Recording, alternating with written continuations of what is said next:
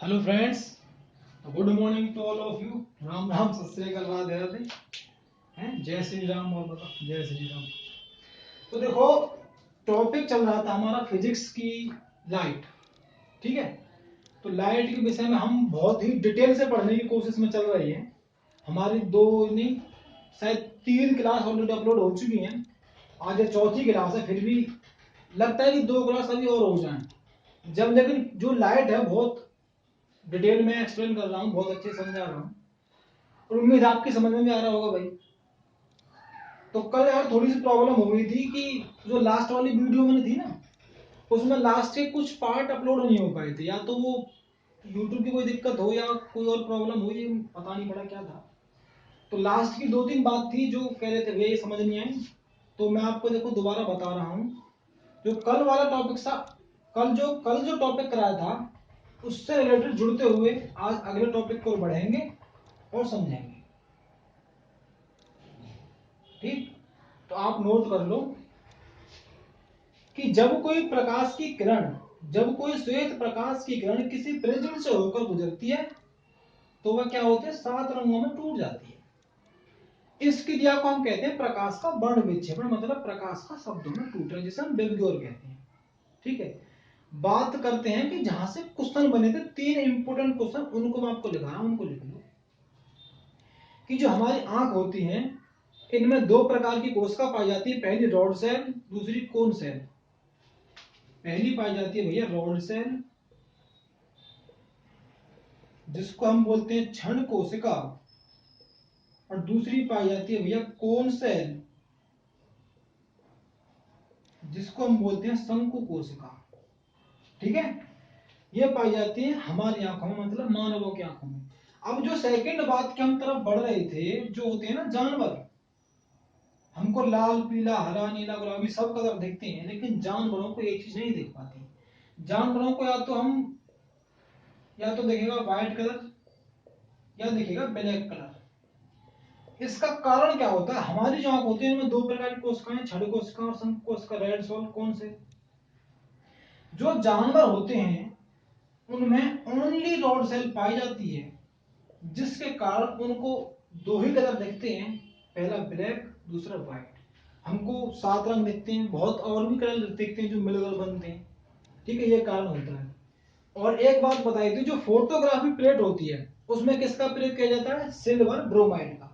किसका, photography plate में किसका प्रयोग किया जाता है, सिल्वर ब्रोमाइड का। फोटोग्राफी प्लेट सिल्वर ब्रोमाइड का। देख तो रहा हो अच्छे से, ठीक है, सिल्वर ब्रोमाइड का। ये तो थी फोटोग्राफी प्लेट। अगर मैं बात करूं जो हम फोटोकॉपी कराते हैं ना, फोटोकॉपी, तो फोटोकॉपी कराते समय उनमें जो कलर यूज होते हैं वो कौन कौन से कलर होते हैं। तो फोटोग्राफी करते समय जो पहला कलर जो यूज होता है उनको लिख लो। एग्जाम में बहुत क्वेश्चन आता है, 2016 आरआरबी में पूछा गया एक क्वेश्चन है कि फोटोग्राफी प्रिंटर में किन कलरों का यूज किया जाता है। तो पहला कलर होता है आपका येलो, दूसरा कलर होता है आपका मैजेंटा, और तीसरा कलर होता है आपका श्याम। ठीक, और कभी कभी दिक्कत बनेगी कि ये 3 कलर आपको ऑप्शन में भी नहीं मिलेंगे। अगर ये 3 कलर आपको ऑप्शन में नहीं मिलते हैं तो आप क्या टिक करोगे, रेड, ग्रीन, और इनको मिलाकर बनता है येलो कलर। अगर आपको ये 3 कलर ऑप्शन में नहीं मिलते तब आप रेड, ग्रीन और येलो टिक करेंगे, अदरवाइज नहीं। अगर ये मिलते हैं तो पहली प्रायोरिटी इनको देंगे, अगर ये नहीं मिलते तो जब इनको टिक करेंगे। तो ये 2 ही क्वेश्चन बनते हैं। एक बात और उसको समझ लो जल्दी से। अगर मुझको किसी कलर को उसी कलर का देखना है, मान लो ये डस्टर है, वैसे अगर मैं समझूं कि ये देखो ये लाल गुलाब है तो डस्टर मैं बोलता हूँ लाल गुलाब है भैया। अगर मुझे इस लाल गुलाब को लाल ही कलर में देखना है तो मैं क्या करूंगा, या तो भाई सनलाइट होनी चाहिए, क्योंकि जो हमारा सन होता है, सनलाइट, सनलाइट में जाना है, सूरज का प्रकाश, जो हमारी सनलाइट होती है, सूरज का जो प्रकाश होता है, वो करता है व्हाइट कलर, मतलब श्वेत प्रकाश जनरेट करता है, व्हाइट कलर का होता है। तो या तो अगर मुझे इस लाल गुलाब को लाल कलर का देखना है तो या तो सनलाइट में देखूंगा मैं, क्योंकि सूरज के प्रकाश में हमको सभी चीज जो इस कलर की होती है, लाल लाल दिखेगी, काली काली दिखेगी, पीली पीली दिखेगी, नीली नीली दिखेगी। या तो मैं इसको सूरज की लाइट में देखूं तो मुझे लाल दिखेगा, या मैं इसको लाल ही कलर की लाइट में देखूं तो मुझे लाल दिखेगा। अदरवाइज किसी भी कंडीशन में ये मुझे लाल नहीं दिखेगा। अगर मैं लाल गुलाब को हरे रंग का चश्मा लगाकर देखूं ना तो वैसा काला दिखाई देगा। आपने कभी नोट किया है हम अपने घर में CFL LED क्यों लगाते हैं? सफेद रंग की जो लाइट होती है उसे क्यों लगाते हैं? क्योंकि हम हर कलर की चीज को अच्छे से डिफाइन कर पाए कि क्या, किस कलर की चीज है, क्या है।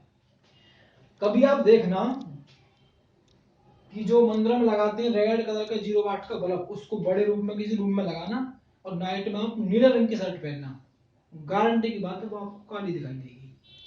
ठीक है, तो ये तो थी इंपोर्टेंट वाली बात कि अगर किसी कलर को देखना है तो या तो सनलाइट हो, व्हाइट कलर हो, या वही प्रकाश हो, अदरवाइज किसी भी कंडीशन में वो हमको वैसा दिखाई नहीं देगा जैसा होता है। तो ये तो थी कल वाली बात जो उस क्लास में अपलोड नहीं होती, मैंने तुम्हें बता दी। 4 क्वेश्चन है, इनको लिख लेना क्या क्या बात होती है। आज का बहुत ही शानदार टॉपिक है, इसको बहुत अच्छे से समझने की कोशिश करेंगे डिटेल से। देखो भाई, आज का टॉपिक है प्रकाश का पूर्ण आंतरिक परावर्तन, मतलब TIR, total internal reflection of light. प्रकाश का पूर्ण आंतरिक परावर्तन, प्रकाश का पूर्ण आंतरिक परावर्तन किन किन कंडीशन में होता है उनको समझने की कोशिश करेंगे। सबसे पहले होता है अपवर्तन।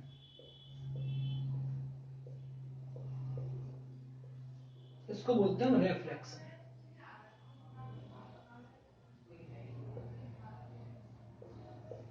सेकंड, क्रांतिक कोण बनता है।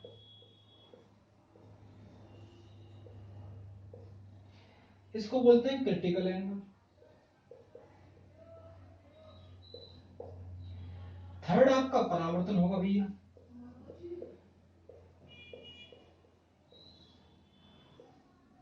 इसको बोलते हैं रिफ्लेक्शन।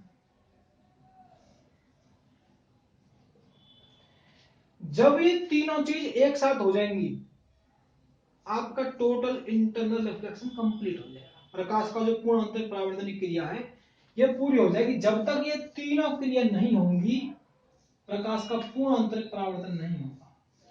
अब ये तीनों क्रिया होती कैसे हैं इन बातों को समझेंगे। इससे पहले एक बात और समझ लो आप भाई साहब, इंपोर्टेंट सी, कि प्रकाश का जो पूर्ण आंतरिक परावर्तन है वो तभी होगा, प्रकाश का पूर्ण आंतरिक परावर्तन तभी होगा जब प्रकाश की किरण सघन माध्यम से विरल माध्यम की ओर गमन करेगी, मतलब डेंसर माध्यम से रेयर माध्यम की तरफ जाएगी, तभी प्रकाश का पूर्ण आंतरिक परावर्तन होगा, अदरवाइज नहीं होगा। ठीक है, जो हमारी कोल्ड एयर होती है वो सघन माध्यम का काम करती है, ठंडी हवा। जो गर्म हवा होती है वो हमारी विरल माध्यम का काम करती है। देख लेना अच्छे तरीके से, देखेंगे क्या कर रहा है, देख तो रहा है। चलो अब देखो,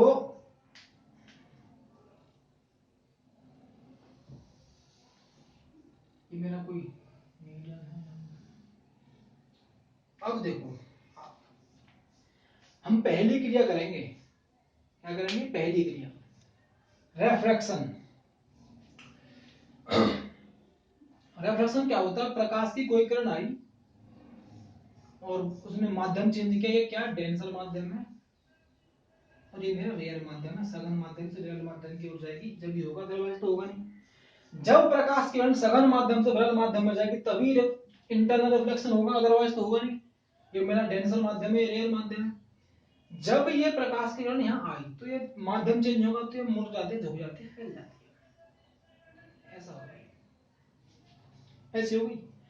ये जो आने वाली भाई साहब मेरी किरण है इसको हम क्या बोलते हैं, इसको हम बोलते हैं इंसिडेंट रे।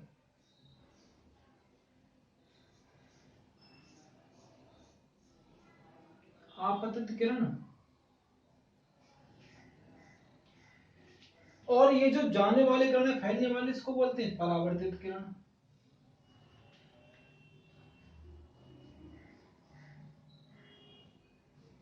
परावर्तित किरण। किरण आई, आपतित किरण, इसको मैंने दे दिया आई नाम, ये होगा भैया आर। अब पहली क्रिया हमारी कंप्लीट हुई, अपवर्तन हो गया। क्रांतिक कोण बनाना, क्रांतिक कोण कब बनता है? जब आई के लिए आर का मान 90 डिग्री हो जाता है। जब आई के लिए आर का मान 90 डिग्री हो जाता है, उसी कंडीशन में, जब आई के लिए आर का मान 90 डिग्री हो जाएगा तो हमारा कोण आई कोण सी के बराबर हो जाएगा। जब आई के लिए आर का मान 90 डिग्री 90 अंश हो जाएगा तो कोण आई कोण सी के बराबर हो जाएगा। तो कोण सी क्या है? कोण सी ही क्रिटिकल एंगल होता है, इसी को हम बोलते हैं क्रांतिक कोण। ये हमारा कोण आई था, कोण आर, ये कोण सी। ये बात समझ में आई आपके तीनों में अच्छी तरीके से? ये तीन बातें, कोण आई कोण सी कोण आर। अब एक बात आप समझने की कोशिश करना, ये तो होगा भाई हमारा आपतन कोण,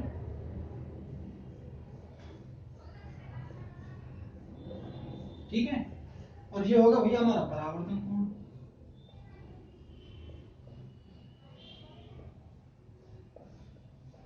और ये हमारा भैया क्रांतिक कोण है। कोण आई के लिए कोण आर का मान 90 डिग्री होगा तो कोण आई बराबर कोण सी हो गया, ठीक। अब एक बात नोट करना, नोट पहले भाग में करना, देखना अच्छे से। ये तो कोण है, ये कोण मेरा आई है और ये कोण आर है। आपतन कोण और परावर्तन कोण है। यदि मैं आपतन कोण का मान बढ़ाता हूं तो परावर्तन कोण का जो मान, ये डेंसर की ओर बढ़ रहा नहीं बढ़ रहा? यदि मैं इसको नीचे करूंगा तो ये वाली जो रे है ये क्या ऊपर की ओर नहीं बढ़ेगी? यदि मैं इसको बढ़ाऊंगा, यदि कोण आई का मान में बढ़ाऊंगा तो ये कोण जो आर है ऊपर की तरफ बढ़ेगा नहीं बढ़ेगा? क्रांतिक कोण की तरफ। तो क्या ये किरण लौटकर अपने डेंसर माध्यम में नहीं जाएगी? जब मैं इसका मान बढ़ाऊंगा तो ये लौटकर यहां जा रही है, तो ये डेंसर माध्यम में जा रही है। इसी प्रोसेस को हम प्रकाश का टोटल इंटरनल रिफ्लेक्शन कहते हैं। क्या कहते हैं? प्रकाश का पूर्ण आंतरिक परावर्तन। समझ में आई ये बात? नहीं? अजीब आदमी है। आपतन कोण incident ray I R C, जब कोण आई का मान आर के लिए 90 डिग्री हो जाता है, जब कोण आर का मान आई के लिए 90 डिग्री हो जाता है तो कोण आई बराबर कोण सी हो जाता है। यदि मैं इस कोण आई के मान को बढ़ाऊंगा तो क्या ये अपने माध्यम में लौटकर नहीं जाएगी? अब ये किरण नीचे जा रही है, अगर मैं इसको ऊपर यहाँ करूंगा ये दोनों बराबर होगी। अब मैं इस किरण को नीचे यहाँ ला रहा हूँ तो ये क्या ऊपर नहीं बढ़ेगी? तो अपने माध्यम में लौटकर नहीं जाएगी, फिर फाड़ से। तो यही बात है और इसमें कुछ अदर नहीं है। अब मुझे एक बात बताओ कि इन ये तीन एंगल हैं, आपतन परावर्तन क्रांतिक कोण, इनमें बताओ लार्जेस्ट एंगल कौन सा है और स्मॉलेस्ट एंगल कौन सा है? लार्जेस्ट एंगल कौन सा होगा और स्मॉलेस्ट एंगल कौन सा होगा? ट्रिक बता रहा हूं कि कौन सा कोण बढ़ रहा है। अरे पागल यार, ये कोण लार्जेस्ट कोण, हम किस कोण को बढ़ा रहे हैं? ये कोण आई नहीं है। और ये स्मॉलेस्ट कोण कौन सा? स्मॉलेस्ट कोण कौन सी स्मॉल होगा? आर तो ऑलवेज 90 डिग्री है, ये तो 90 होगा, ना कम होगा ना ज्यादा, इससे हमें की मतलब है। आर तो ऑलवेज हमारा 90 डिग्री रह रहा है। सबसे जो बड़ा है वो आई होगा, सबसे छोटा होगा सी। कोण आर कभी ना बढ़ेगा ना घटेगा, ये ऑलवेज 90 डिग्री रहेगा। इस बात को ध्यान रखना। बड़ा होगा क्योंकि इसको हम बढ़ा सकते हैं, तो कोण बड़ा हो जाएगा आई, आपतन कोण बड़ा हो जाएगा, छोटा कोण हो जाएगा परावर्तन कोण, ना क्रांतिक कोण छोटा हो जाएगा, परावर्तन कोण 90 डिग्री रहेगा। कितनी बात समझ में आई? तो ये तो थे, इसको समझाना, डेफिनेशन कोई मैटर नहीं करती, केवल कौन सा दिमाग में अपना मैंने बहुत पतली पतली नसें हैं, क्यों प्रेशर डालते? देखो समझने करो अच्छे से। एग्जाम में क्वेश्चन डिपेंड करते हैं इनके एप्लीकेशन से, इनके अनुप्रयोग क्या क्या है, ये चीज लागू कहाँ होती है, वो चीज पूछी जाती है वहां पर। अब देखो इनके एप्लीकेशन की तरफ हम बढ़ेंगे तो पहला जो अनुप्रयोग है इसका वो ये है,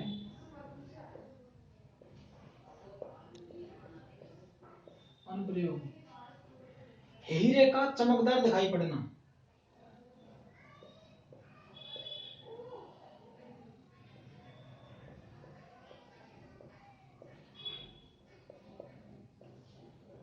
डायमंड साइन,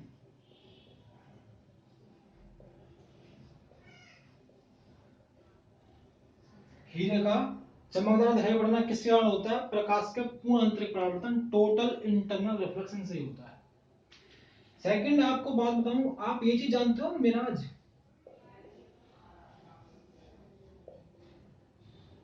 हाँ, इसका क्रांति कोण लिख लो, क्रांति कोण। एक एक बात ध्यान रखते हो आप लोग, 24 होता है हीरे का क्रांति कोण 24। आंखों का पानी चल रही है, फिजिक्स तो बायोलॉजी पढ़ रही है। आंखों में जो पूछ रहा बता रहा हूं, आंखों में जो पानी होता है ना, पानी, इसको बोलते हैं एक्वस ह्यूमर।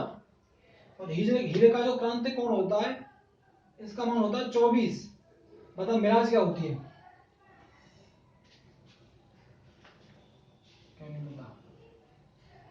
चल सुनो कि मिराज को बोलते हैं आंखों का भ्रम। क्या बोलते हैं भैया? आंखों का भ्रम। आप कभी बस में सफर करते हो तो आप कभी ड्राइवर के पास बैठ जाना, तो आपको ऐसा महसूस होगा कि हमसे 100 मीटर आगे पानी है, लेकिन जब हम वहां पहुंचते कुछ नहीं होता। दूर से लगता है कि पानी है, लेकिन जब आप पहुंचते कुछ नहीं होता।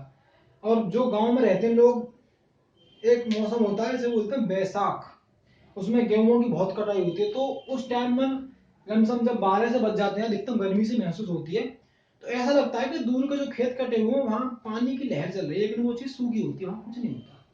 वो होती है आंखों का भ्रम। और ये किसके कारण होता है? ये होता है टोटल इंटरनल रिफ्लेक्शन, प्रकाश के पूर्ण आंतरिक परावर्तन से। अब देखो मैंने तुम्हें एक बात बताई थी, देखो ये धरती अर्ध होती है, पृथ्वी यहाँ नीचे, यहाँ क्या होता है देखो, सबसे नीचे होती है हॉट एयर,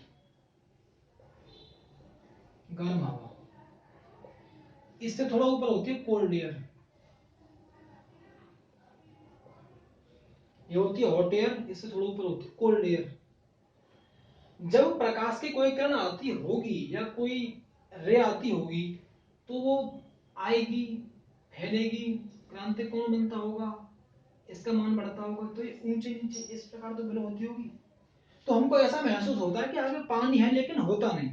तो मिराज का बनना, आंखों का भ्रम, रेगिस्तान में पानी का महसूस होना, बस के आगे पानी का महसूस होना, ये सब किससे पॉसिबल होता है? प्रकाश के पूर्ण आंतरिक परावर्तन, टोटल इंटरनल रिफ्लेक्शन से पॉसिबल है, और कुछ नहीं। ठीक है, तो ये इसका एप्लीकेशन इंपोर्टेंट है, एग्जाम में आ जाता है, छोटा मोटा में तो आ जाता है। अब एक बात आप बताना, OFC इसके विषय में कौन कौन जानता है? इसे बोलते हैं भाई ऑप्टिक फाइबर केबल।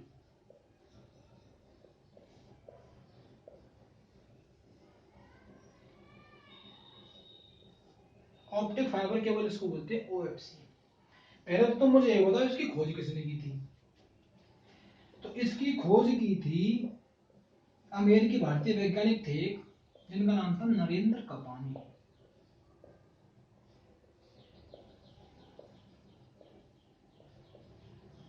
पहला क्वेश्चन बनता है डायरेक्ट, और दूसरा क्वेश्चन बनता है यहां से, OFC ऑप्टिक फाइबर केबल किसकी बनी होती है? तो कांच की बनी होती है। काम क्या करती है? दूर संचार में हेल्पफुल होती है। डिजिटल बोर्ड ऑफ इंडिया अगर हमको बनाना है तो डैशबोर्ड और OFC को बहुत अच्छे से आगे बढ़ाना होगा, तभी पॉसिबल है। जो PMG की योजना है डिजिटल बोर्ड, डिजिटल इंडिया, अगर बनाना है तो डैशबोर्ड और ओएफसी का बहुत इंपॉर्टेंट रोल रहेगा उस चीज में। ये होती है। और वो कुछ बता रहे थे कि ये कांच की बनी हुई नहीं होती, ये होती है रेशों की बनी हुई।